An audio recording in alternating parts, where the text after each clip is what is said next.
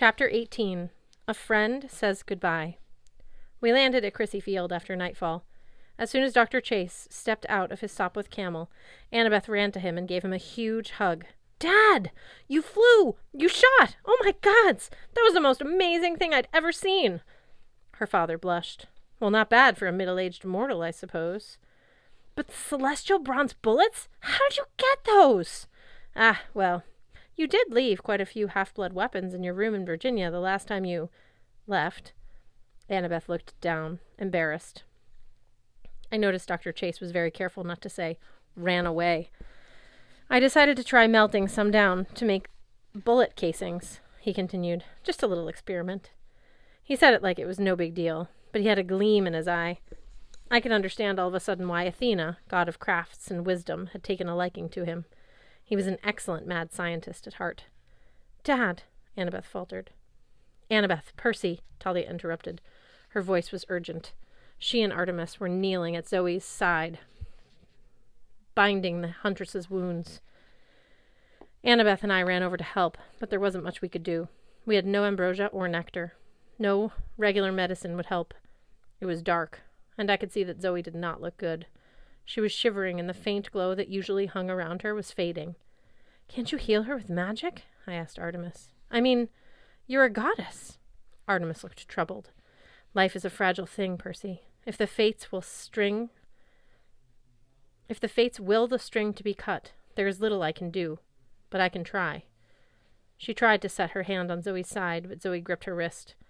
She looked into the goddess's eyes, and some kind of understanding passed between them.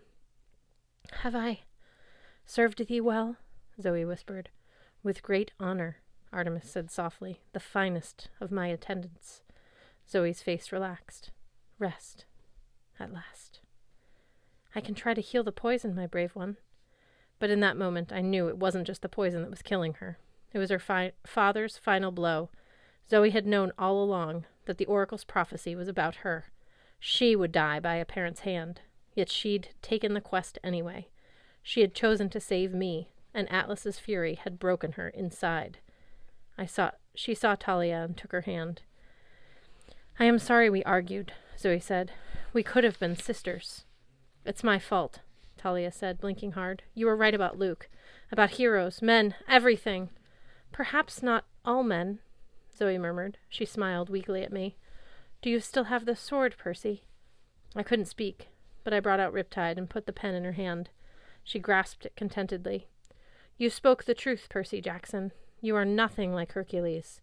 I am honored that you carry this sword." A shudder ran through her body.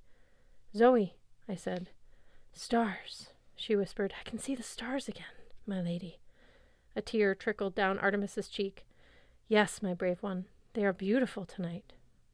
"Stars," Zoe repeated, her eyes fixed on the night sky, and she did not move again.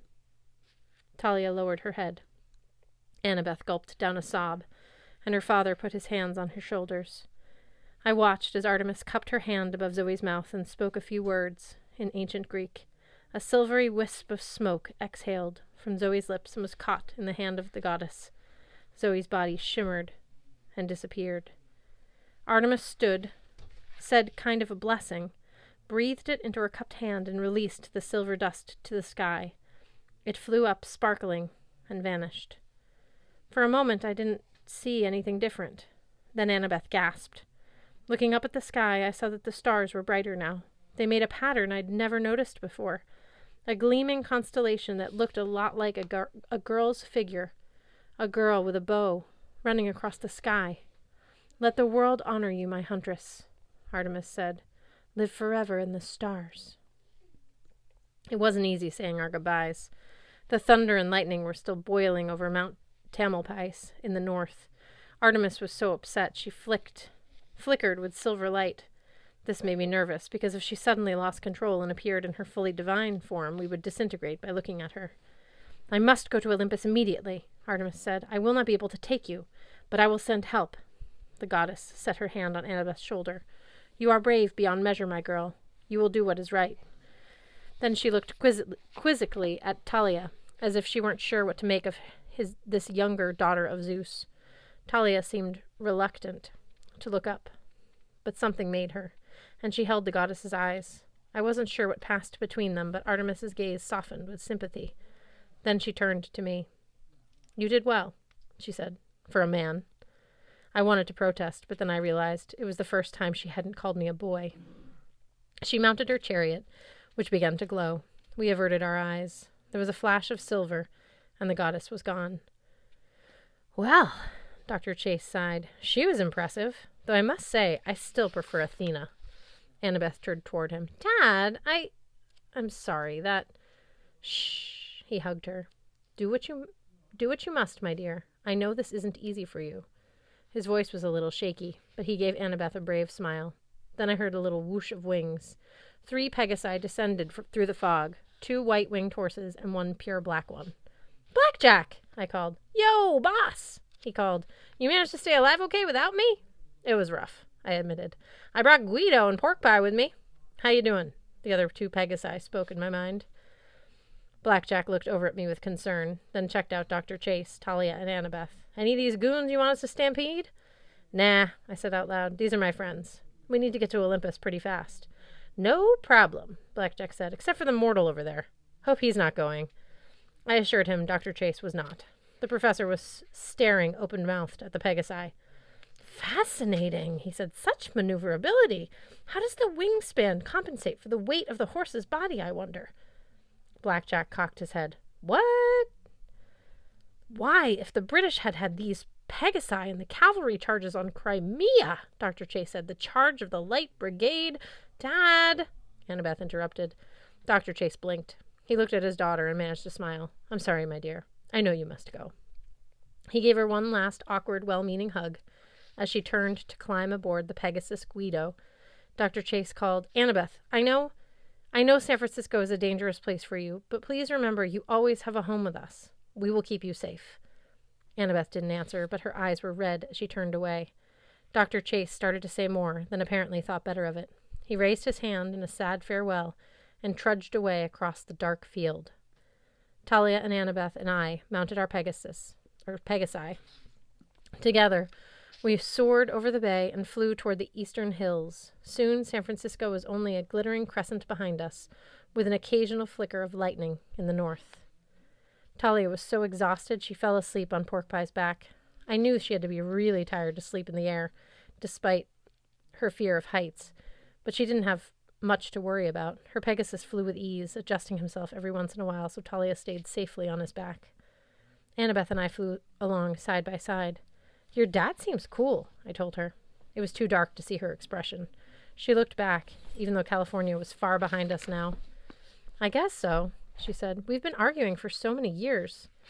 "Yeah, you said. You think I was lying about that?" It sounded like a challenge, but a pretty half-hearted one, like she was asking it of herself. "I didn't say you were lying. It's just, he seems okay. Your stepmom, too. Maybe they got cooler since you last saw them." She hesitated. "They're still in San Francisco, Percy. I can't live so far away from camp." I didn't want to ask my next question. I was scared to know the answer, but I asked anyway. "So what are you going to do now?" We flew over a town, an island of lights in the middle of the dark. It whisked by so fast we might have been in an airplane. "I don't know," she admitted. "But thank you for rescuing me." "Hey, no big deal. We're friends." "You didn't believe I was dead?" "Never." She hesitated. "Neither is Luke, you know. I mean, he isn't dead." I stared at her. I didn't know if she was cracking under the stress or what. "Annabeth, that fall was pretty bad." "There's no way." "He isn't dead," she insisted. "I know it. The same way you knew about me." The comparison didn't make me too happy. The towns were zipping by faster now, islands of light thicker together until the whole landscape below was a glittering carpet. Dawn was close. The eastern sky was turning gray. And up ahead, a huge white and yellow glow spread out before us. The lights of New York. "How's that for speedy, boss?" Blackjack bragged. "We got extra hay for breakfast, or what?" "You're the man, Blackjack," I told him. The horse, I mean." "You don't believe me about Luke," Annabeth said. "But we'll see him again. He's in trouble, Percy. He's under Kronos' spell." I didn't feel like arguing, though it made me sad. How could she still have feelings for that creep? How could she possibly make excuses for him? He deserved that fall. He deserved... Okay, I'll say it. He deserved to die. Unlike Bianca, unlike Zoe, Luke couldn't be alive. It wouldn't be fair. There isn't... Talia's voice. She'd woken up. She was pointing toward Manhattan, which was quickly zooming into view. It started. What started? I asked. Then I looked where she was pointing. High above the Empire State Building, Olympus had its own island of light, a floating mountain ablaze with torches and braziers, white marble palaces gleaming in the early morning air. The winter solstice, Talia said, the council of the gods.